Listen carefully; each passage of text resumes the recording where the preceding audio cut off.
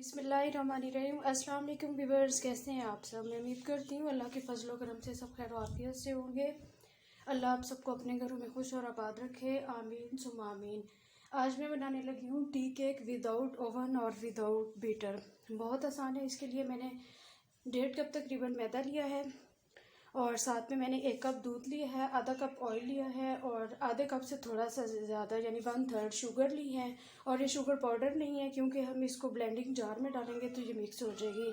साथ थोड़ी सी red tutti frutti है और ये है मेरे पास 1 पिंच साल्ट है, वनीला एसेंस है तकरीबन 3 to 4 ड्रॉप्स और एक एग। इसमें वैसे तो 2 यूज़ होते हैं तो मैं एक ही इसमें कर रही हूँ। और साथ मेरे पास थोड़ा सा बेकिंग पाउडर और बेकिंग सोडा है और ये तकरीबन 2 चम्मच इसमें हनी शहद जाएगा, किसी भी ब्रांड का आप ले सकते हैं। बिस्मिल्लाहिर्रहमानिर्रहीम, बनाना स्टार्ट करते हैं। ये मैंने एक ब्लेंडिंग जार लिया है। अब इसमें हमारे पास ये जो आधे से थोड़ी सी ज़्यादा कप शुगर है ये इसमें डाल देंगे।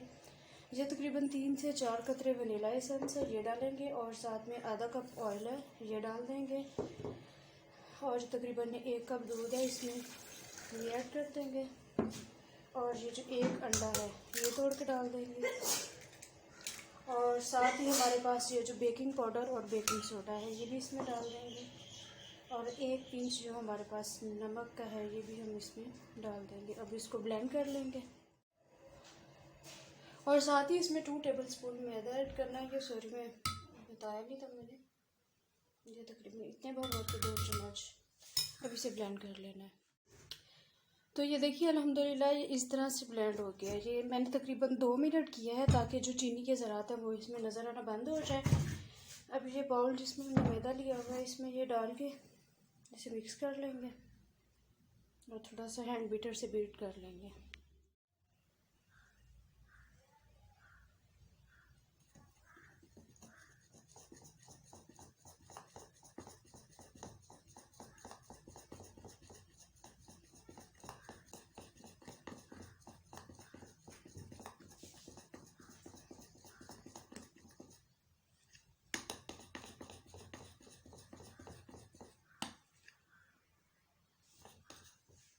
हमारे ये देखें जिस तरह से हमें रिक्वायर्ड था ये कितना अच्छा इसका एक बैटर रेडी हो गया है। अब मैंने केक का एक मोल्ड लिया है, ये अंदर से 9 इंच और टोटल इसकी 11 इंच लेंथ है। इसको ऑयल से ग्रीस कर लेंगे। बटर पेपर नीचे यूज़ कर लें तो वो सबसे बेस्ट है। मेरे पास अवेलेबल नहीं है क्योंकि पता है लॉकडाउन के डेज चल रहे हैं और अल्लाह ताला माफ़ करे, अल्लाह ताला हमारे पूरे मुल्क पे रहम फरमाए, पूरी दुनिया में हर इंसान मुश्किल में है, अल्लाह ताला सब पे रहम फरमाए। और अब हम इसमें अपना बैटर डाल देंगे। बिस्मिल्लाह।